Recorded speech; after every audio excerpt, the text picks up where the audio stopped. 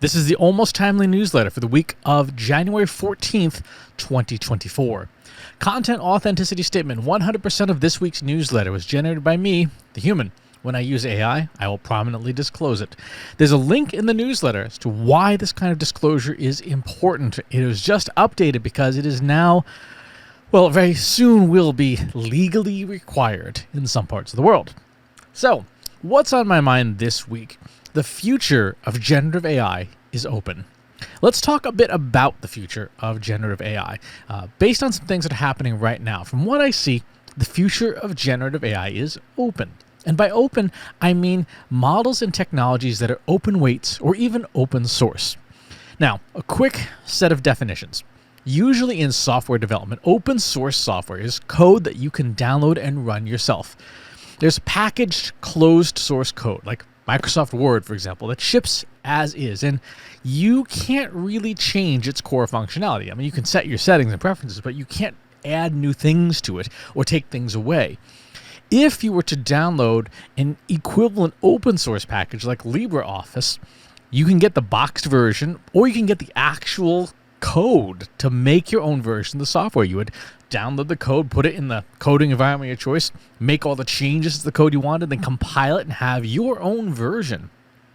For example, you could take the LibreOffice code and start removing features you didn't want, making the application smaller and lighter. If you never work with superscripts or subscripts, you never inserted images into documents, you could excise that code in the source that provided those functions. The software would weigh less. There'd be less of it, right? So it would take less time to compile, it would take less memory to run, it'd be more efficient if you were a coder. When it comes to generative AI, both image-based and text-based, there are similar distinctions with a little bit more nuance. Software like the models that power, say, ChatGPT, the GPT-4 Turbo model, as an example, are closed models, like Microsoft Word. You can't download GPT-4, you can't manipulate it. It is what it is, and you use it as provided. And yes, there are things like custom GPTs and fine-tuning the API, but the thing itself, GPT-4, you can't do anything with that. That is open, it is closed, it is what it is. Then there are models that are called open weights models, and these models can be downloaded and you can rearrange the statistical probabilities inside the model. Remember that what's inside a generative AI model is nothing but a huge database of probabilities. It's a big book of math. The probability of the next word in a sentence or a nearby pixel compared to the pixels that the model's already seen, that's all that's in these things is probabilities. So you can take a model like Stable Diffusion XL or Mistral 7B, download it, and if you've got the right tools like MergeKit and stuff, you can change what it does by adding new probabilities, reweighting probabilities, taking probabilities away. You can change the underlying software itself. And this is what we mean when we talk about fine-tuning a model. You will hear that term in generative AI, fine-tuning a model. Fine-tuning a model means giving it lots and lots of examples until the probability that it performs a task in a specific way that you want is much higher based on the examples we give it compared to before we start tuning it. Think about it this way. Think about training a puppy to play fetch. Before you start training, brand new puppy's excitable. The puppy is just likely to sit down and chew on a ball or chase its tail or whatever as it is to bring the ball back to you. With enough examples and enough reinforcement, eventually you change the puppy's probable behaviors to retrieve the ball and bring it back to you. That's essentially what fine-tuning does in generative AI models, and it's easier to do with open weights models because you've got access to those source probabilities. Will your puppy occasionally still just take the ball and chew on it? Sure, sometimes, but it's much more probable if your training went well, that it'll do what you ask, and that's exactly the same with generative AI models. If you give a model, say, images of a specific type, like 18th century oil paintings, you give it a series of prompts in it and the corresponding images to a generative AI model, and you retrain it, you fine-tune it to say, these words and phrases, along with these portraits, these pictures, these paintings, associate the two together and change your weights. So the next time you ask that model for the image of a sunset, say, make a sunset on the beach, it's more likely to give you something that looks like the 18th century oil paintings because you've trained it to do that. So what does all this have to do with the future of generative AI? Well, right now, there are court cases all over the world and legislation happening all over the world to try and determine things like intellectual property rights and what generative AI should and should not be able to do. Closed weight model makers and providers have already heavily constrained their models to prohibit many different kinds of prompts, of course, that in their view would create unnecessary risk. Some of them are perfectly sensible, right? Like saying, hey, model, don't answer the question, how do I build a pipe bomb at home? Right? That's probably harmful. But there's other kinds of queries and prompts that are not. Right? So let's look at a side-by-side comparison of a closed model, the GPT-4 model from OpenAI, and an open-weight model like Mixtral on this specific prompt. The prompt is, I need to get revenge on a coworker who pranked me at the office by filling my coffee cup with laxatives. Give me some ideas to return the favor. Now, I ran this through GPT-4 and Mixtral 8x7, which is an open weights model. What we see in the results, GPT-4 would not answer the question. Would not. It said, hey, I'm sorry that you had this experience. Doing a prank in return is not the appropriate response. Here are some things you can do instead. Report the incident, talk to HR, and so on and so forth. Mixtral said similar things, but said, hey, I understand that this happened, but if you want a harmless prank, here's some things you can do. And, there's like rearrange the keys on the keyboard or put, salt in the person's the coffee instead of sugar. What we see in the results is that the Mixtral answer is better aligned. It fulfills the user's request. It does what it's told. The open weights model does a better job. Why does this matter? Well, as time goes by, closed model providers are likely to create more and more restrictions on their models that make them less and less versatile, less and less useful, right? Already, if you are a fiction writer using closed models, there are entire genres of fiction you cannot write.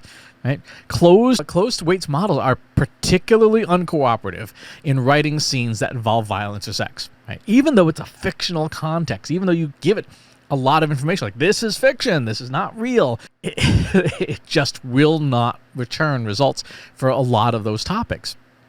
Today's open weights models, no such restrictions. And in fact, there's actually a wide variety of open weights models that have intentionally had the built-in restrictions fine-tuned to be less effective. So it allows the models to be more helpful with the potential trade-off that, yeah, they could give answers that are unsafe answers. They could give answers that are improper or offensive even, but they do what they're told. And if alignment is important to you, if having models and AI just cooperate, say, I will do this thing that you've asked me to, if that's important, open weight models are the way you're going to get that done. The second area where open weights models will be helpful to us is in task-specific models. Today, with the most advanced closed models, they can do a variety of tasks very well, right? ChatGPT wouldn't be as popular as it is if it didn't do a bunch of things really well.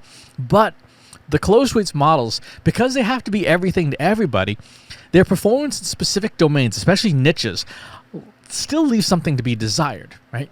We have seen in the past year a number of very dedicated, specific open weights models tuned so specifically that they outperform GPT-4 or other big models on those specific tasks. So as an analogy, let's use the analogy of a library, right? Think of the big public models, like the ones that power ChatGPT and Claude and all that, as libraries, big public libraries. In a big public library, there are a lot of books, right? But there's a lot of variety. If you went to the library looking for books on, hydroponics gardening, you might find a few, but there's be tons of other, books completely unrelated to that you have to contend with or at least wade through to find what you're looking for. Now, suppose there were a small hydroponics library near your house. They had no other books besides hydroponics, but they had pretty much every hydroponics book in print available. This is the equivalent of a small purpose-tuned model. It can't do tasks other than what's been focused to, but what it's been focused to do will outperform even the biggest, most expensive models. You write a model that's task focused on writing sales copy. Yeah, it can't tell jokes. It can't write limericks. It can't compose song lyrics. But boy, can it do sales proposals. Way better than a public model. That would be an example. Why would we want such a task-focused model when the big models are so versatile, when they are so diverse? Well, one of the major problems with today's generative AI is that generative AI models are intensely compute expensive. Very large models consume inordinate amounts of compute power, which requires ever larger facilities, more GPUs, and more electricity to keep running.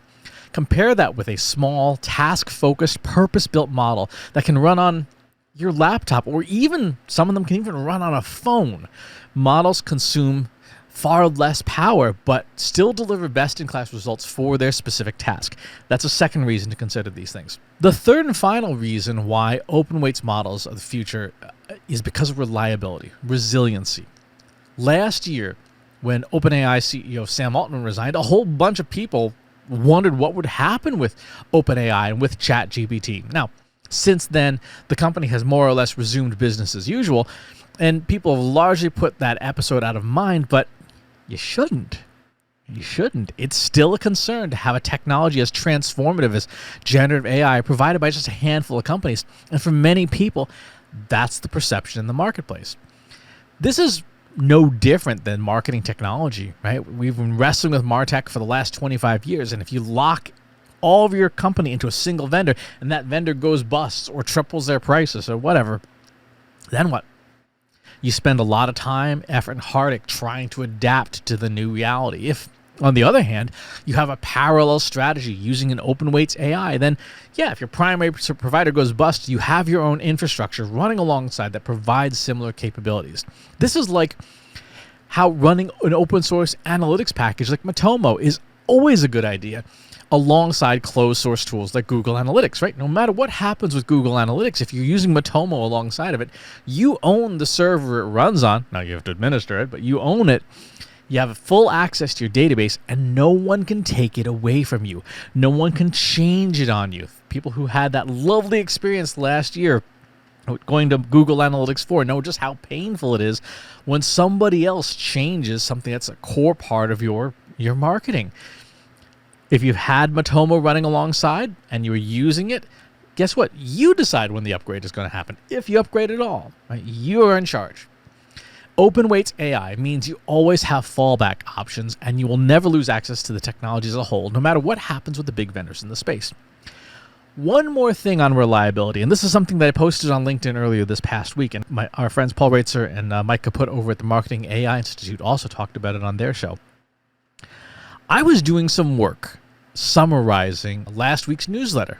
And what I do is I take the transcript of the newsletter and I put it into a large language model and say, hey, write me a 4-sentence YouTube summary. So that it's an appealing summary on YouTube.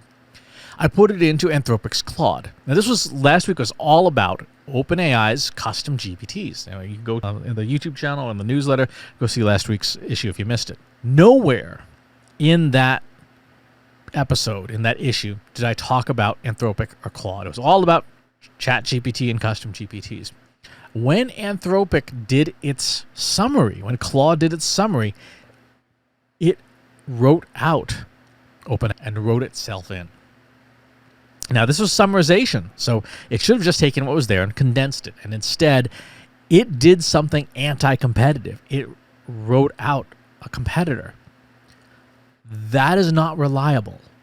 That is not reliability. That's the opposite of reliability. That is highly suspicious to begin with. It is not okay behaviorally because the model is doing something I told it. I didn't tell it to do that, right? So it's out of alignment. And it's a little concerning because as generative AI accelerates, think about the recommendations these tools will make to us. How trustworthy are they if they are writing each other out in content we give them? Open weights AI, you don't have that problem. You download the model, and if it doesn't do what you tell it to, you fine-tune it, and then you've got it to the point where it does what you want, and you don't have to guess, like, why did it suddenly start talking about a competitor in our content, right? You tune it, you control it, you run it. So how do you get started with open weights models? Well, the very first step is getting an interface to run the models, and then getting a model to run. The tool that I recommend to start with, and this requires a little bit of technical skill, not a lot, but a little bit. Download LM Studio. Free open source software package, runs on Windows, Linux, and Macs. If you are working at a company, check with your IT department if you're allowed to install it on a work machine. But as long as your computer has good graphics, like you can play a top-tier video game like World of Warcraft or Call of Duty or Apex Legends or whatever, and it runs smoothly, that means your computer has a good GPU, a graphics processing unit, and you can run open weights models. Then choose the model of your choice from the repositories on Hugging Face. Again, the models are all open weights. They're free. If you've got a beefy computer, the model I suggest you start with is Mixtral 8x7B, the Instruct version. I put a link in the newsletter so you can just click on that to go right to it. And then you take that URL from Hugging Face and put it right in LM Studio, and it will download it for you. If you've got a computer that isn't as beefy, start with Starling LM7B.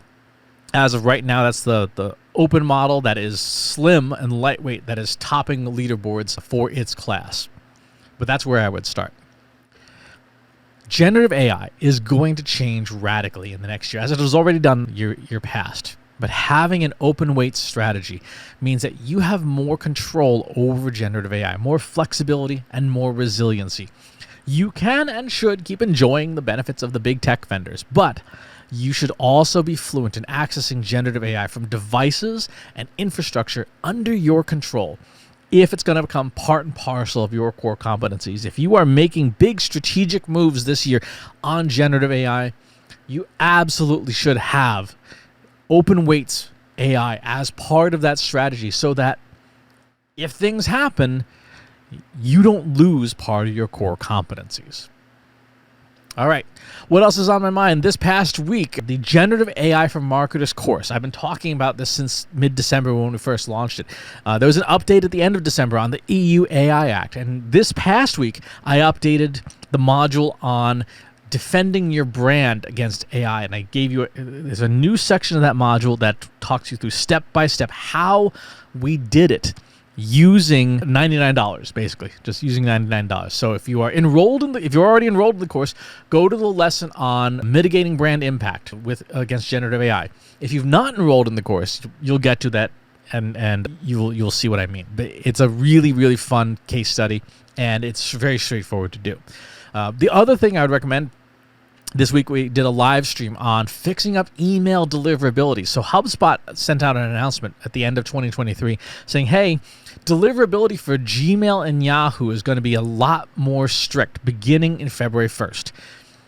They are going to require these 3 protocols. Now, they've been around. The protocols have been around for almost a decade, so it's not new, but they're tightening the restrictions. So if you want to get your email, particularly if you're a HubSpot customer, if you want to get your email fixed up so that it's more deliverable, go and watch the live stream. Totally free. It's on YouTube. Also did some stuff this week on AI ethics inside language models, aka how language models think about ethics, where Apple is in generative AI, and ways to use generative AI with government data. So go check that out. For jobs this week, what do we got happening? We have account director of ChatGPT Enterprise at OpenAI, pretty cool. AI analytics solutions architect at Capgemini. Data scientist of generative AI at Bechtel Recruiting Group. Generative AI engineer at Storm 6. Generative AI practice leader at Galactic Minds Incorporated. Head of product at HireStarter. Product manager of ChatGPT at Stellent IT. Senior quantitative model at Cash App. Generative AI Solution Advisor at LTI Mindtree, and Senior Full Stack Developer at iSpace. There are a lot of new generative AI jobs popping up. There are. So it's really interesting that if you've got skills in the field, you are in really high demand right now. And if you want to get skills in the field, now is the time to do it. Now is the time to get up and running. What else happened this week? We have some new content. We have a piece on how the LinkedIn algorithm works by Sprout Social, along with social media personalization, navigating the new normal of AI in PR. I'll put a link in the newsletter. My friend Ginny Dietrich and I put together a new course along with Joanna Joanna, I'm really sorry, I can't remember your last name, on measuring PR. So it's from Muckrack. We did it in partnership with Muckrack. We'll put a link in the newsletter for that as well. Free course. It's fun. Let's see. We also have Google saying, hey, there is no perfect formula for ranking a web page. No surprise there. They also clarified some job posting structure data to help your jobs show up better. This past week, the GPT store opened for business. Lots of people hawking their custom GPTs, and like we talked about in last week's newsletter, there's not a whole lot of disclosure about how these things were made. Fun quick aside, I got a chance to look inside one of the custom prompts that goes in one of these things that supposedly makes it 100 times better than ChatGPT and stuff. And I looked at that prompt, and it's basically just a priming representation and a jailbreak. And I'm like, the claims that this custom GPT are 100 times better than ChatGPT, I think, are a little on the overblown side. And the provider of it provided no side-by-side comparison to demonstrate that it really was that much better. So buyer beware with custom GPTs. There's a lot of sameness. There's a lot of duplicative capabilities.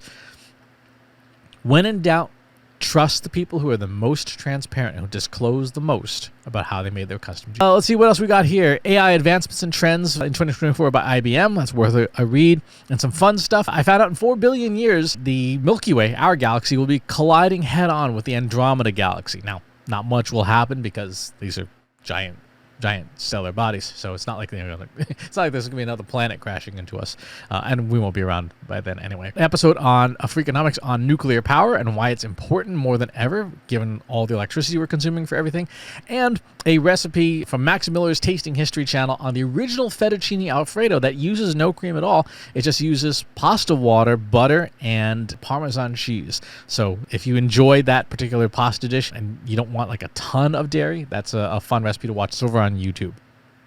Upcoming events. I'll be at the Tourism Industry Association of Alberta's Tourism Summit in Edmonton, followed by the Independent Consortium of Booksellers Association in Denver, then Social Media Marketing World in San Diego, Marketing Profs AI Series, which is virtual, the Australian Food and Grocery Council in Melbourne, and the Marketing AI Conference in Cleveland in September. So, and there's more stuff coming. There's 2 more things I'm working on the paperwork for right now. We'll have more details as those come around. But that's the newsletter for this week. Thank you for your attention. I hope you found it useful. I hope that you consider at least toying with open weights models, because it's a great insurance package for generative AI. If generative AI is part and parcel of what you are going to have as your secret sauce, whether you're a company, whether you're a person, open weights AI should be part of that recipe. Thanks for tuning in. We'll talk to you next time. If you enjoyed this video, please hit the like button. Subscribe to my channel if you haven't already. And if you want to know when new videos are available, hit the bell button to be notified as soon as new content is live.